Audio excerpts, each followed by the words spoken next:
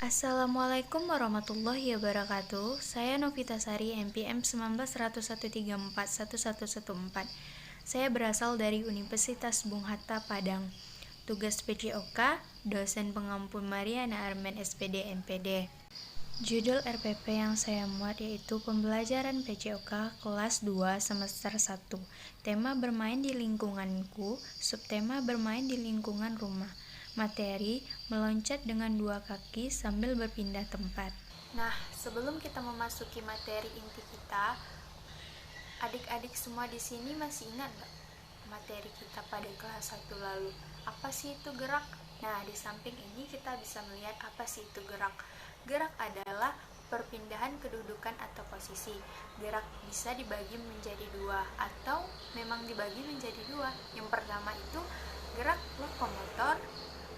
Gerak lokomotor adalah gerak berpindah tempat, sedangkan gerak non-lokomotor adalah gerakan yang tidak berpindah tempat. Nah, gerak dasar sudah kita pelajari di kelas 1 lalu.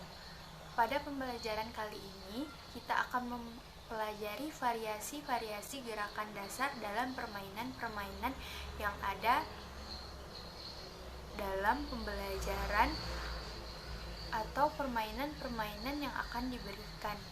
Akan sangat membantu kalian untuk melatih gerakan-gerakan dasar sehingga kalian cepat menguasai serta terampil dalam melakukan. Langsung saja kita masuki materi kita, yaitu meloncat dengan 2 kaki dan berpindah tempat. Adik-adik semua tahu nggak apa itu meloncat? Meloncat adalah menolak dengan 2 kaki dan mendarat dengan menggunakan 2 kaki. Gerakan melompat dan meloncat pada dasarnya sama. Perbedaannya meloncat menggunakan atau menolakkan dengan 1 kaki, sedangkan meloncat menolakkan dengan 2 kaki. Nah, adik-adik semua mau tahu nggak contoh-contoh dari meloncat? Nah, di samping ada beberapa macam contoh meloncat. Yang pertama itu meloncat melewati tongkat. Meloncat melewati tongkat tujuannya untuk melatih keterampilan dan kekuatan kita. Baiklah, di samping ini ada beberapa macam cara melakukan gerakan melewati tongkat. Yang pertama yaitu kita harus melakukan susunlah 4 buah tongkat. Tongkatnya bisa kita lakukan seperti yang di samping ini. Kita susun secara berjajar 1, 2, 3, dan 4. Yang kedua, jarak tiap tongkat itu adalah 1 meter. Kita mengukurnya 1 meter, terus 1 meter lagi sampai tongkatnya yang keempat. Dan yang ketiga, setiap tongkat diberi nomor 1 sampai 4. Nah, contohnya itu yang pertama 1, yang kedua 2, yang ketiga dan keempat. Yang keempat, berdiri 1 meter di belakang tongkat yang ke-1. Kita bisa berdiri seperti gambar di samping yang pertama, dan yang di sampingnya itu tongkat pertama.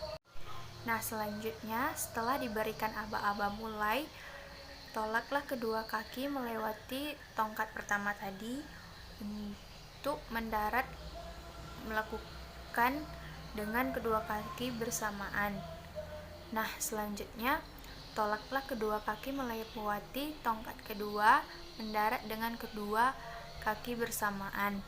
Nah, selanjutnya sama seperti yang kita lakukan sebelumnya.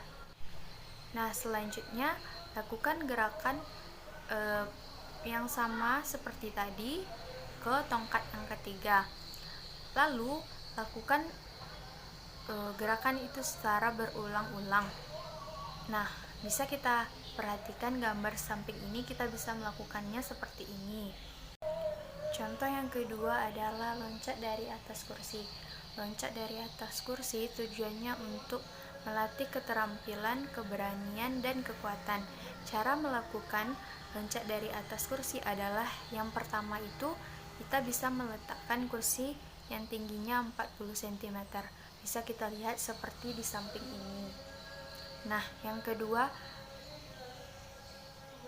berdiri di belakang kursi. Kita bisa meletakkan kursi secara berjajar 3 buah kursi. Nah, kita berdiri di belakang kursi yang pertama. Yang selanjutnya setelah mendengar aba-aba mulai naik ke atas bangku lalu loncat ke bawah. Nah, seperti itu selanjutnya. Dan yang keempat, saat mendarat dengan 2 kaki bersamaan, lakukan secara berulang-ulang. Yang selanjutnya itu gerak lompat katak atau gerak loncat katak, merupakan gerak meloncat dengan kedua kaki bersamaan menyerupai lompatan yang dilakukan oleh katak. Gerakan lompat katak diawali dengan berdiri, tangan di belakang saat melakukan lompatan. Setelah itu jongkok dan 2 kaki ditekuk dan kedua tangan ke depan lutut untuk keseimbangan saat melompat. Secara rinci untuk melakukan lompat katak yaitu dengan cara gambar lompat katak sikap awal untuk melakukan gerakan lompat katak yaitu dengan berdiri rileks atau berdiri santai dengan tangan berada di belakang badan. Setelah berdiri lalu jongkok. Terlebih dahulu lutut ditekuk dan kedua tangan berada di depan lutut. Ini dilakukan untuk menjaga keseimbangan saat melakukan lompatan. Gerakan-gerakan dilakukan dengan melompat ke depan dengan menggunakan kedua kaki bersama-sama. Secara rinci berbagai manfaat dari lompat katak yaitu yang pertama meningkatkan kekuatan. Lompat katak yang dilakukan berulang dapat meningkatkan kekuatan otot. Kebiasaan melompat dapat meningkatkan standar kekuatan yang dimiliki. Nah, yang kedua, meningkatkan daya tahan saat tubuh kuat, maka daya tahan yang juga akan ikut meningkat. Nah, yang ketiga, meningkatkan kelincahan. Gerakan melompat membutuhkan kelincahan, apalagi jika dilakukan secara berulang-ulang. Jika rutin melakukan gerakan melompat atau meloncat katak ini, maka kelincahan tubuh juga akan ikut meningkat karena terbiasa. Yang keempat, meningkatkan kecepatan. Gerakan melompat katak membutuhkan kecepatan untuk melompat, apalagi jika dilakukan bersama-sama atau dimodifikasi menjadi permainan. Nah, zaman sekarang banyak sekali anak-anak yang menjadikan lompat katak itu menjadi permainan, sehingga mereka menjadi terbiasa dan memiliki kecepatan tertentu pada masing-masing anak. Nah, yang selanjutnya meningkatkan ketangkasan. Ketangkasan juga dapat terasah dengan melakukan permainan lompat katak. Nah, yang terakhir itu olahraga fisik juga berpengaruh pada kesehatan mental. Olahraga seperti lompat katak